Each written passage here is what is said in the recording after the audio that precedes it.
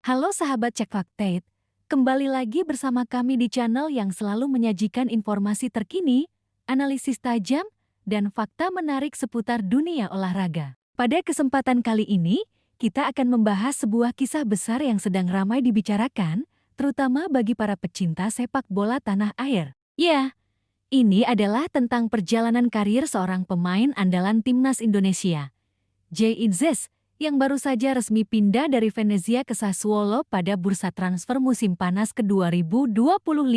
Sebuah langkah besar, bersejarah, dan penuh arti bukan hanya untuk dirinya sendiri, tetapi juga untuk sepak bola Indonesia. Mari kita kupas tuntas cerita lengkapnya, dari alasan kepindahan, proses transfer, debut di Serie A, hingga bagaimana dampaknya bagi timnas Indonesia dan sepak bola nasional. Perjalanan Jay Itzes di Italia bermula pada tahun 2023 ketika ia bergabung dengan Venezia. Klub ini memang bukan tim papan atas Serie A, tetapi punya sejarah panjang dan basis supporter yang loyal.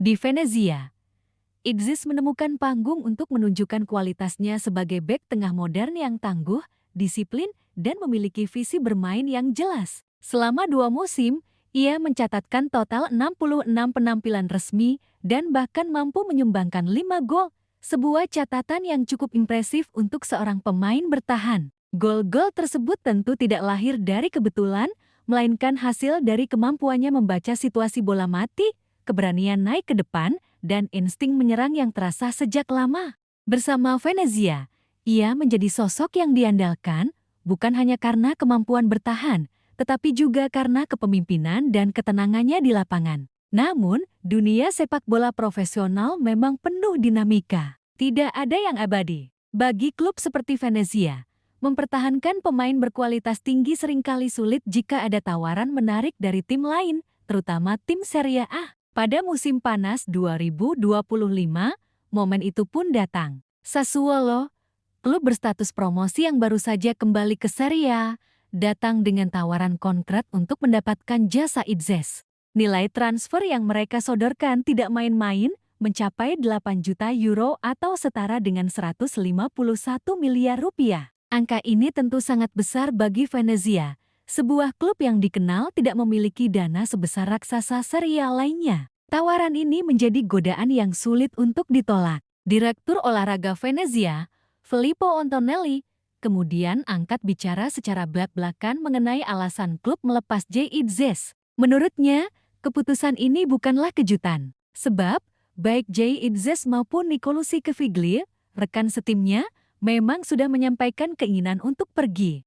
Jika pemain bersedia dan situasi keuangannya tepat, saya bersedia melanjutkan kesepakatan, ujar Antonelli. Dengan kata lain, manajemen Venezia memilih jalan realistis. Mereka tidak ingin menahan pemain yang sudah memiliki ambisi pribadi untuk melangkah lebih jauh, sekaligus memanfaatkan momen untuk mendapatkan keuntungan finansial. Antonelli bahkan menambahkan, ia tidak terkejut dengan keputusan Itzes karena ambisi pribadi dan keinginan meraih ketenaran adalah hal yang wajar dimiliki setiap pesepak bola.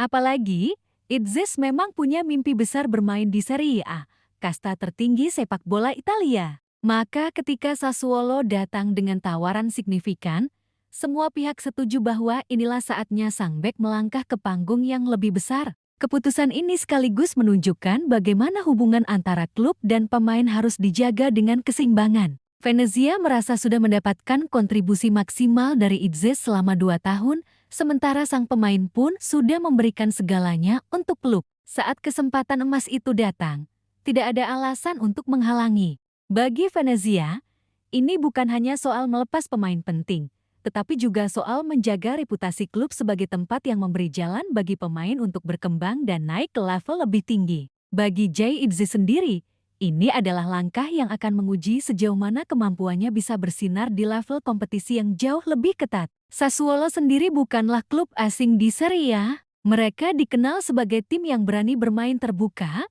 punya tradisi melahirkan talenta-talenta baru, dan seringkali menjadi batu sandungan bagi tim-tim besar. Meski berstatus tim promosi pada musim 202 Mei tahun 2026, Neroverdi tetap punya daya tarik besar. Bergabung dengan mereka berarti Jay Itzes akan menghadapi lawan-lawan tangguh seperti Juventus, Inter Milan, AC Milan, Napoli, Roma, dan Lazio setiap minggunya. Inilah panggung nyata yang selama ini ia impikan. Jika berhasil tampil konsisten, karirnya bisa meroket tidak hanya di Italia, tetapi juga di kancah Eropa. Debut Idzis bersama Sassuolo pun tidak perlu menunggu lama. Pada pekan kedua Serie A musim 202 Mei tahun 2026, ia langsung dimainkan sebagai starter saat timnya bertandang ke markas Cremonese.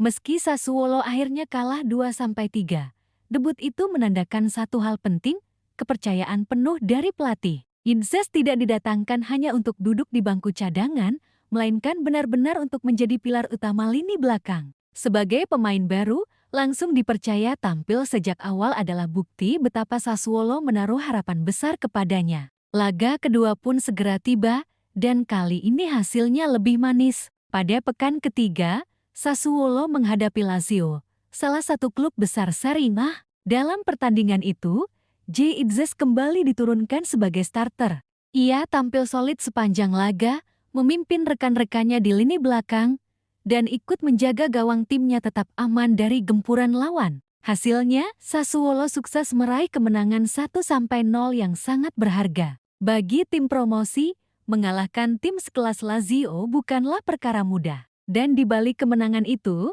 nama Idzis mendapat sorotan positif. Media olahraga Italia, Tutto Mercato, memberikan nilai 7 untuk penampilan Idzis di laga melawan Lazio. Dalam ulasan mereka, Idzis dinilai tampil lebih percaya diri daripada rekan-rekannya. Ia tidak hanya sekadar bertahan, tetapi juga beberapa kali berani maju membawa bola hingga ke lini tengah. Keberanian ini menunjukkan kualitas seorang bek modern yang tidak hanya bertugas menghalau bola, tetapi juga menjadi bagian dari proses membangun serangan. Ulasan tersebut bahkan menyebutkan bahwa Idzis bermain dengan segenap kemampuan, meski harus mengakhiri laga dengan 2 perban akibat benturan keras. Sebuah penampilan yang layak dikenang, demikian simpulan mereka. Pujian ini tentu menjadi kabar gembira bagi publik Indonesia.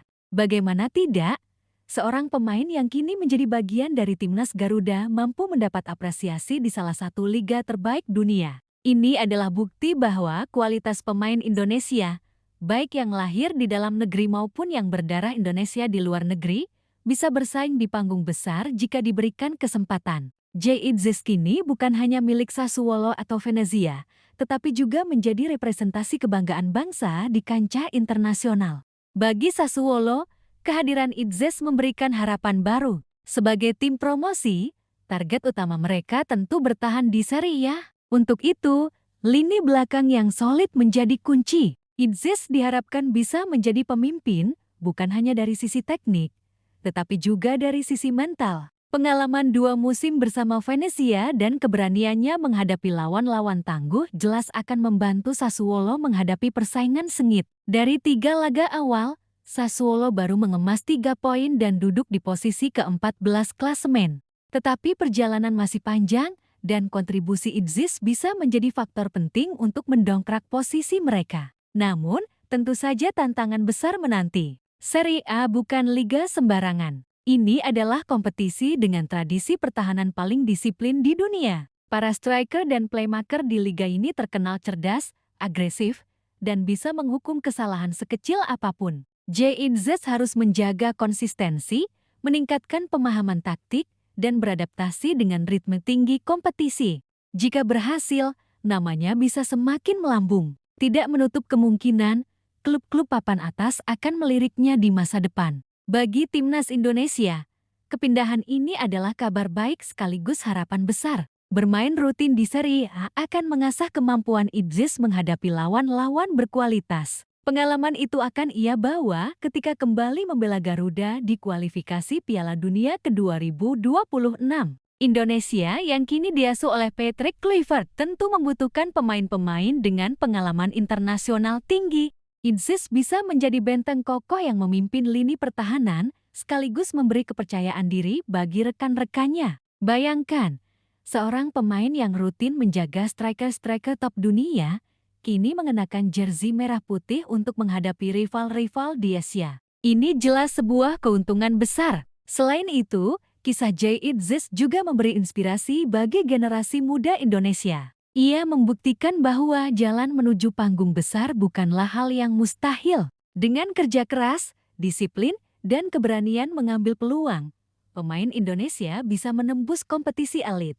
Bagi federasi, klub, dan akademi di tanah air, kisah Idzis bisa menjadi motivasi untuk terus mencetak talenta-talenta berkualitas. Sahabat Cek Fakta, perjalanan karir Jay Idzis di Italia baru saja memasuki babak baru. Dari Venezia ke Sassuolo, dari Serie B ke Serie A, ia menunjukkan tekad kuat untuk terus berkembang. Bagi kita, ini adalah kesempatan untuk menyaksikan langsung bagaimana seorang pemain timnas Indonesia bersinar di Liga Papan Atas. Tentu kita berharap Idzis tidak hanya sekadar bertahan, tetapi benar-benar menjadi pemain kunci yang diperhitungkan di Italia. Dengan begitu, kiprahnya bisa menjadi batu loncatan untuk membawa nama Indonesia semakin dikenal di dunia sepak bola. Itulah tadi ulasan lengkap mengenai kisah transfer Jay Idzis dari Venezia ke Sassuolo, alasan dibalik keputusan tersebut, bagaimana debutnya di Serie A, hingga dampaknya bagi Sassuolo, Venezia, dan tentu saja timnas Indonesia. Semoga cerita ini tidak hanya memberi informasi, tetapi juga menambah semangat kita semua untuk terus mendukung para pemain Indonesia yang berjuang di kancah internasional. Jangan lupa untuk selalu dukung channel Cek Fakta dengan cara like, share, dan subscribe, agar kami semakin semangat menghadirkan informasi menarik dan terpercaya untuk kalian semua. Sampai jumpa di video berikutnya, dan salam olahraga!